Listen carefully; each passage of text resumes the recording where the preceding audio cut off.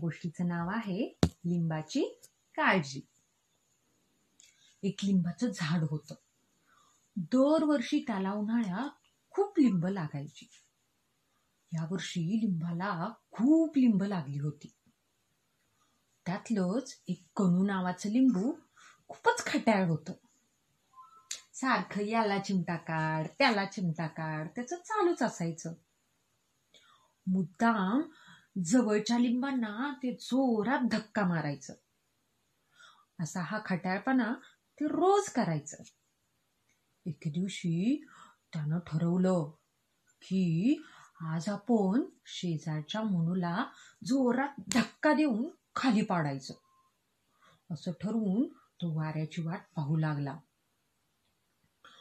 पाहता पाहता त्याला झोप लागली. झोपेत कनूला एक स्वप्न पडलं. त्याच्या स्वप्नात तो खूप मोठा आणि जाड झाला होता. त्याला चांगल्या पिवळ्या रंगाचा रंग आला होता, मोठा छान पिवळा. तो खूप छान दिसत होता आणि एवढ्यात तो जागा झाला. सगळ्यात मोठ्या लिंबांनी आजूबाजूला कुजबूज चालली होती की आज आपली तोडणी होणार आहे. माहित नाही आता कोणाकोणाला शेतकरी तोडून सरबत करायला घेऊन जाणार आहे ते. कनू लिंबानेही ही कुजबूज ऐकून घेतली. त्याला थोडी भीती वाटली. आपण तर एवढे छान आणि टुमटुमीत झालोय. आता आपण जर शेतकऱ्याला दिसलो तर आपल्याला शेतकरी तोडून येईल की. आता काय बरं करावं म्हणून कनू विचार करू लागला.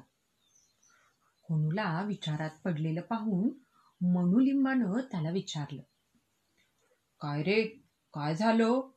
असा का उदास बसला आहेस?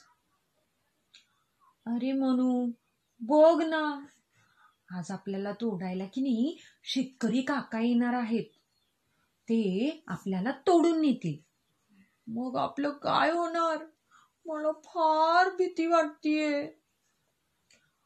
छे, अरे भीतोस काय तू? मी सांगतो तुला, आपल्याला तोडल्यावर काय काय होणार आहे ते. मोनू म्हणाला. अरे, पहिल्यांदा शेतकरी आपल्याला तोडेल आणि एका टोपलीत भरेल. मग तो आपल्याला गाडीत ठेवून मस्तपैकी बाजारात नेईल. मग तिथे तो आपल्याला व्यापाऱ्याला विकेल. व्यापाऱ्याला विकेल म्हटल्याबरोबर कनूला रडायलाच आलं. त्यांनी मोठ्याने मुसमुस करायला सुरुवात केली. आपल्याला आता विकायला नेणार. तसे मनूला त्याच्याकडे पाहून हसायला आलं. आणि तो म्हणाला, आधी ऐक तरी नीट, आधीच कशाला रडतोस? कनू म्हणाला, ठीक आहे, मी नाही रडत, बोल तू. मग मनू बोलू लागला. व्यापाऱ्याकडून मग आपल्याला कोणीतरी विकत घेईल आणि आपलं मस्त लोणचं किंवा सरबत बनवेल. काही मुलं आपल्यासोबत कॅच कॅच खेळतील. तर कधी मस्तपैकी पोह्यावर आपल्याला पिळून खातील. कनू म्हणाला, म्हणजे ते आपल्याला चिरणार आणि खाणार? हो ना?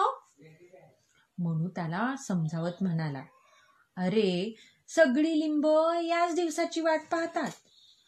आपल्याला त्यावेळी मस्त साखरेत डुंबायला मिळतं, गारगार पाण्यात पोहायला मिळतं. पोह्यांना आपल्यामुळे अजून चांगली चव मिळते. खूप खूप मज्जा येते.